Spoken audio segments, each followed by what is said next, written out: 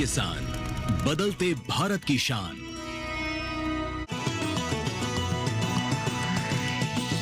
DD किसान, बदलते भारत की शान।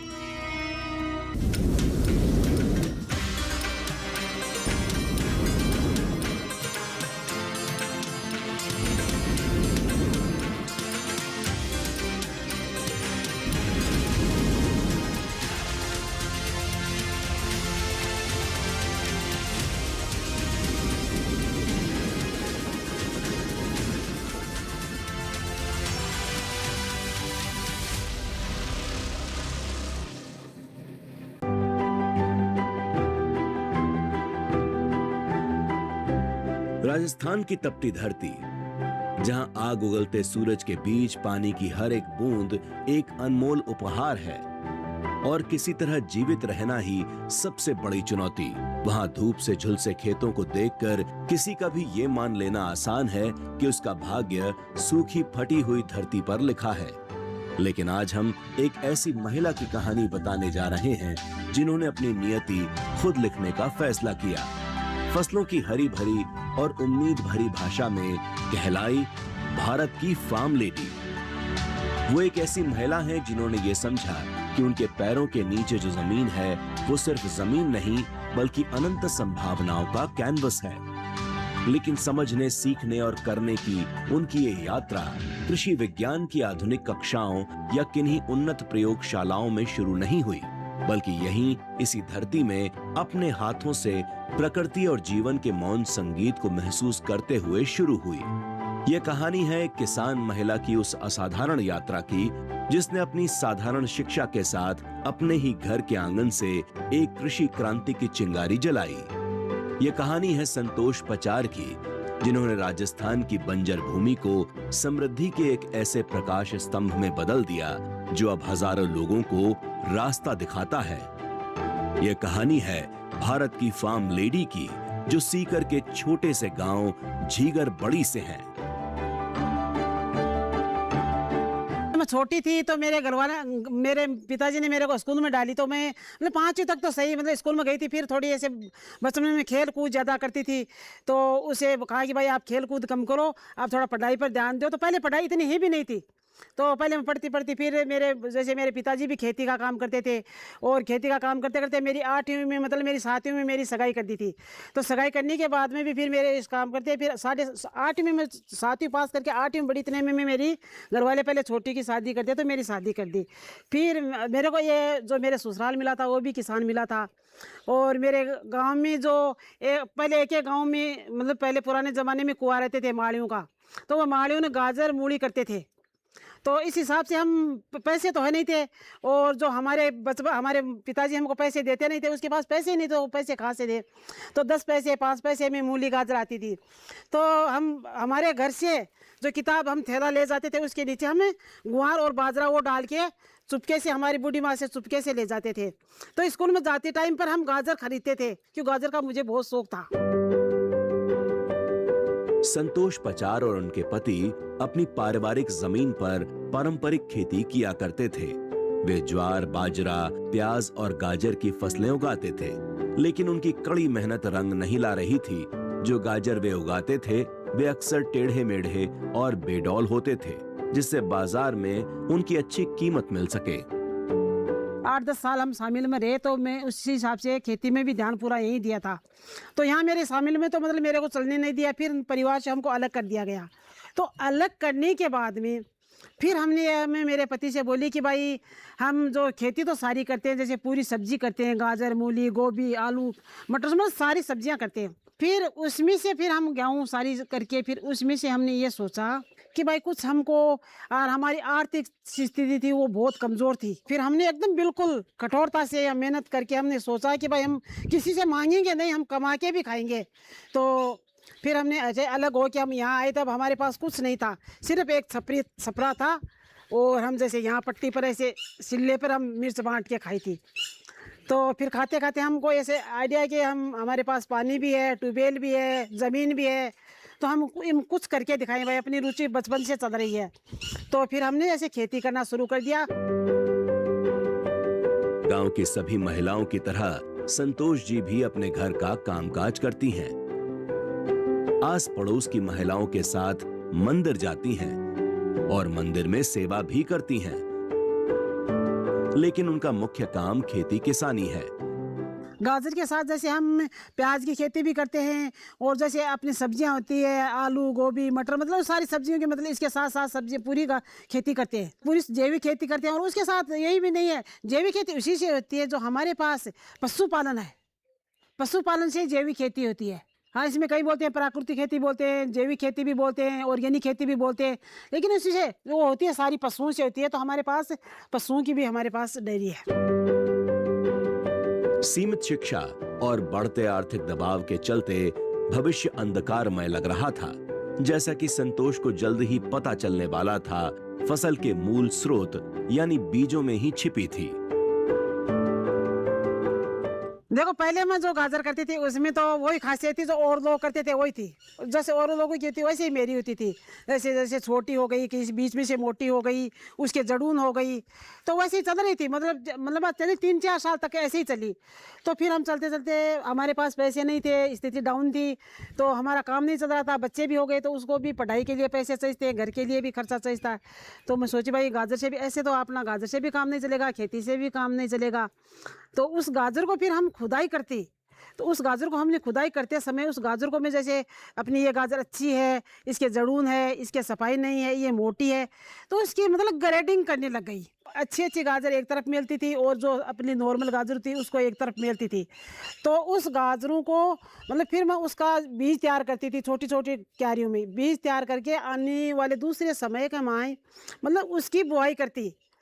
तो मैं दोनों बीजों की बुआई करती भाई। जैसे अपना नॉर्मल बीज है उसकी गाजर कैसी होगी, और अपनी जो अच्छी गाजर डाली उसकी बीज करी थी उसकी गाजर कैसी होगी।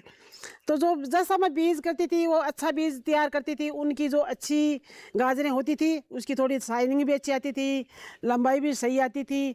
तो ऐसे करके भाई जो बीज अच्छा डालेंगे तो अपनी गाजर अच्छी होने लग जाएंगी। मैं इसे हमारे दोनों के, मेरे पति पत्नी के, हमारे दोनों को मतलब ऐसे दिमाग में बैठ गया।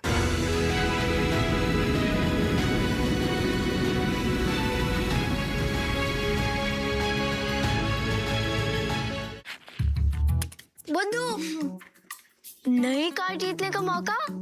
वाओ, पापा को सरप्राइज दूंगी।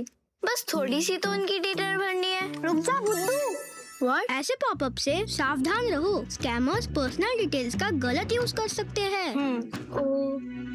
तो समझ गई ना, रिलैक्स। पर कार जीत जाते तो पापा होमवर्क नहीं कराते। आरबीआई कहता है स्मार्ट बनो, कूल रहो।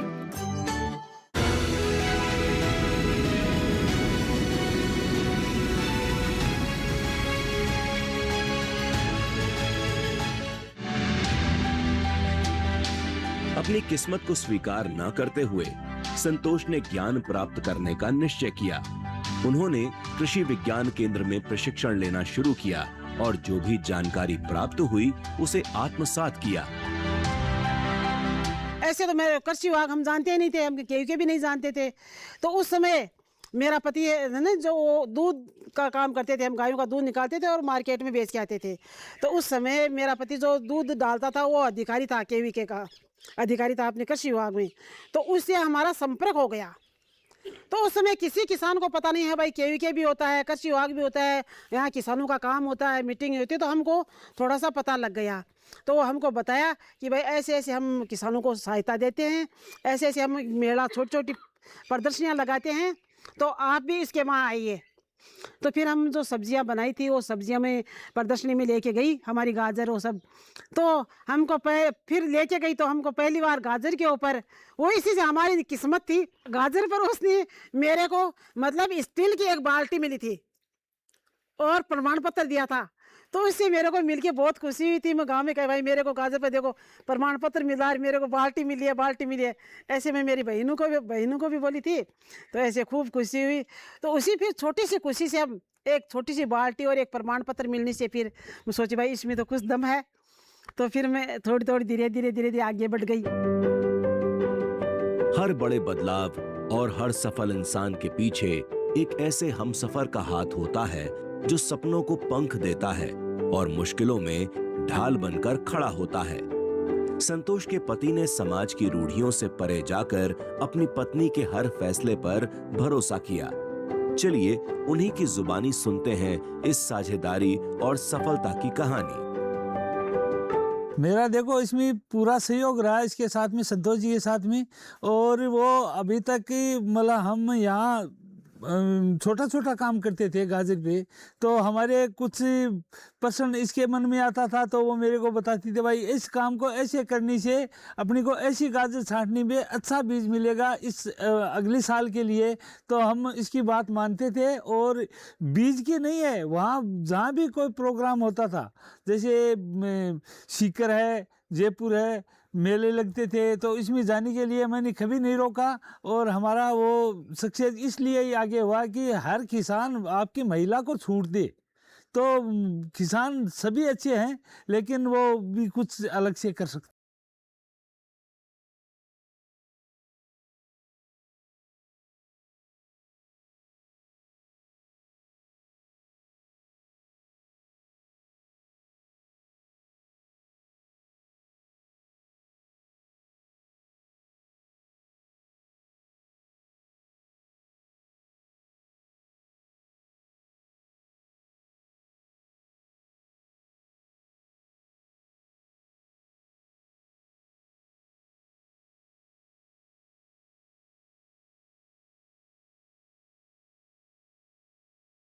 ऐसा है कि हम बीज बनाते थे, फिर हमारी प्रदर्शनी में हम जाते थे तो सब किसान भाई कहते हैं कि भाई आपने संतोष जी गाजर के बीज कहाँ से लाई, कहाँ से लाई, ऐसे बोलते मेरे को। तो मैं कह भाई मैं कहीं से भी नहीं लाई, गाजर का बीज मैं खुद ही बनाती हूँ। तो कुछ किसान भाइयों को मैंने बीज बनाया, तो कुछ किसान भाई मेरे से आके ले गए थे, उसको दिया था। पहले तो मैं ऐसे डेमो के रूप में देते कि भाई थोड़ा लो, आप किसान मेरे पास बीज पड़ा, आप ले जाओ बुआई कर लो। तो उस किसान भाइयों ने मतलब छोटी छोटी खेती मेरे बीज से की थी, तो उनके भी थोड़ी अच्छी पैदावार हुई और उनकी भी गाजर भी थोड़ी अच्छी निकली। तो उससे किसान भाई ये सोचा कि भाई बीज तो संतोष से अच्छा दे रही है और उनसे हमारी पैदावार भी अच्छी हो रही है, तो उस किसानों की भी मार्केट में गाजर अच्छी बिकने लगी। तो इस हिसाब से मैं सोची भाई अब थोड़ा बीज करते। तो फिर मेरे को जैसे हम थोड़ा किसानों का हमारा संपर्क हो गया, तो हम थोड़ा बीज को बढ़ावा दे दिया। बीज का बढ़ावा देने से हम जैसे हमने पहले साल 50 किलो किया, फिर दूसरे साल कुंटल किया, 1.5 कुंटल किया, इस हिसाब से मेरा बीज बिकने लग गया। तो बिकने लगा, पहले बीज की रेट बहुत कम मिलती थी, इतनी मिलती थी 300, 400, 500 रुपये किलो के हिसाब से मिलती थी। तो आज फिर मेरे को राष्ट्रपति पुरस्कार मिलने के बाद में मतलब बीज की पैदावार कम से कम आज मैंने 16-17 कुंटल से मतलब 20 कुंटल तक के बीज की मतलब मेरे पास डिमांड है। संतोष की वर्षों की कड़ी मेहनत और धैर्य का नतीजा खुद उनकी कल्पना से भी कहीं ज्यादा मीठा निकला। वर्षों की मेहनत से तैयार उनकी गाजर की नई किस्म न केवल देखने में आकर्षक थी, बल्कि ज्यादा मीठी भी थी और 15 दिन पहले ही कटाई के लिए तैयार हो गई। जैसे औरों गाजरों को मतलब मंडी में मिलते हैं तो ऐसे ही मिल जाते हैं, 10 रुपये, 15 रुपये, 20 रुपये मिल जाते हैं। तो मेरी गाजर सारी की गाजर ऑर्डर के हिसाब से जाते हैं पहली बात तो। और जैसे औरों गाजरों से और किसान गाजर करते हैं, उससे मेरी गाजर एक तो जैसे मिठास गाजर में सबसे ज़्यादा है, एक जो बीच की जो लकड़ी है वह बहुत बारीक है। और गाजरों की लकड़ी टलती है तो मेरी गाजर की लकड़ी आराम से मतलब साथ में सॉफ्ट खसती है और नरम होती है। और जो उसकी शाइनिंग है वो ऊपर से लेके नीचे तक एक सी है। तो और जो पैदावार होती है गाजर और किसानों की होती है, मेरी की होती है, तो इसमें 10-15 कुंटल प्रति बीघे के हिसाब से उसमें फर्क रहता है।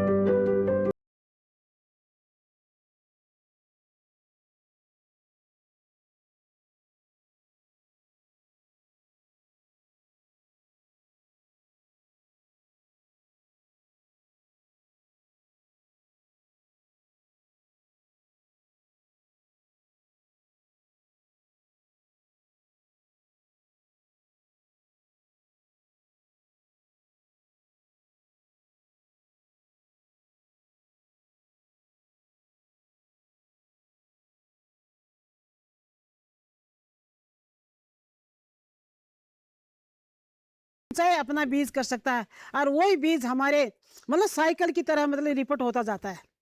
आगे से आगे उसको दादाजी भी की बुआई उसी खेती से कर ली, उसी बीज की बुआई पिताजी कर ली और उसी बीज की बुआई बेटा भी कर सकता है। और जो अपनी बाहर की कंपनियों का बीज आता है वो सिर्फ हम किसान एक ही बार उसकी बुआई कर सकते हैं, एक ही बार उसकी पैदा ले सकते हैं। संतोष पचार की मेहनत और लगन तो बेमिसाल थी, पर उनकी इस यात्रा को गति दी उन लोगों ने जिन्होंने उनकी प्रतिभा को पहचाना और सही मौका दिया। अपनी जैविक खेती पर अटूट विश्वास लिए संतोष सीधे कलेक्टर के दफ्तर जा पहुंची। हमारे जो यहाँ जिला कलेक्टर, जिला लेवल की जो किसान मेला लगता है, प्रदर्शनियाँ लगती है पूरे सीकर जिले की, तो फिर हम वहाँ हमारे यहाँ जो जिला कलेक्टर थी मंजू राजपाल, तो मैं उसके पास में मेरा पालक गाजर गोभी सारी लेके गई थी।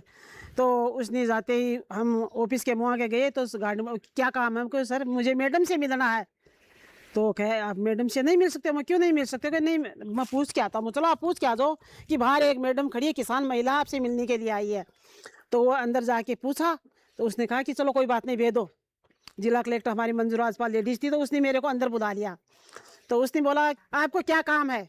तो मैं इसलिए ये बोली कि मैडम मेरा कोई काम नहीं है, मैं इसलिए आई हूँ कि आपके लिए ये सब्जी लेके आई हूँ। तो कही ये सब्जी मैं क्या करूँ? आप ये सब्जी आप बना के देखना, मैं जैविक खेती करती हूँ और आप ये बना के खा के देखना इसमें स्वाद कैसा है। तो ठीक है रख दो यहाँ पर। तो उसकी टेबल के नीचे मैं रख के आ गई थी। मैं कहा मैडम आपके नंबर दे दो। कि ठीक है नंबर दे दूँगा आपको, मिल जाएंगे नंबर, ऐसे कह दिया। और बस इतना ही बात हुई थी और मैं आ गई थी और हम घर आ गए थे। फिर हमारे 4-5 दिन बाद में मैडम का पीए का फ़ोन आया कि जाबर जी जो आप जो गाजर दे के गए थे वो नहीं, वो जो सब्जियां दे के गए थे वो सब्जियां गाजर गोभी वो पालक हमारे लिए दोबारा लाना, मैडम मंगा रही है। तो इसलिए हम फिर दोबारा हमारे पति देने के लिए गए थे जाबरमल जी, और वो दे के वो मैडम फिर हमको जिला स्तरीय जैसे बड़ा मेला लगा था उसमें हमको सबसे पहले उसमें सम्मानित 11,000 रुपये का चेक दे के और मेरे को सम्मानित की थी मंजू राजपाल ने। तब से मेरी शुरुआत, मतलब पहली बड़ी शुरुआत 11,000 मेरे को बहुत है। उस टाइम पर 11 रुपये नहीं थे तो 11,000 तो बहुत होते हैं। एक अधिकारी के भरोसे ने भारत की इस फार्म लेडी के सपनों को उड़ान दे दी थी। गाजर का पुरस्कार मेरे पास बहुत खूब हो गए थे। तो फिर उसने सुंडाराम जी से कहा संतोष जी आपकी गाजर बहुत स्पेशल है, अच्छी है, तो इनकी एंट्री आपकी हम बाहर भेज दें? मैं कहा हाँ भाई साहब क्यों नहीं भेजो, आप भेजो। तो आप जाने के लिए तैयार हो? मैं कहा आप कहीं भी भेजो, मैं सब जगह जाने के लिए तैयार हूँ, आप भेजो तो सर हूँ। तो उसने फिर हमारी NI इंटरनेशनल लेवल का वो फाउंडेशन में वहाँ मेरी भेजी थी।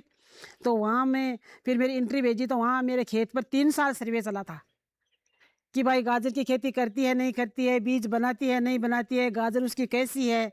तो 3 साल उस मतलब TV वालों ने चैनल आके मेरी वहाँ खेत का सर्वे किया था।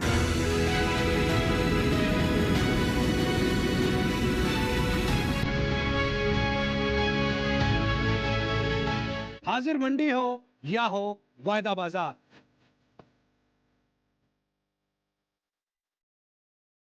विदेशी बाजार या हो घरेलू बाजार, हर फसल के कारोबार का पूरा लेखा जोखा पूरा वही खाता। सभी कृषि जिंसों का खेत से मंडी तक का पूरा सफर। देखिए हमारा नया प्रोग्राम अपना कमोडिटी एक्सपर्ट हर शुक्रवार रात 9 बजे सिर्फ दूरदर्शन के साथ पर, और पुनः प्रसारण शनिवार सुबह 7 बजे और शाम 4 बजे।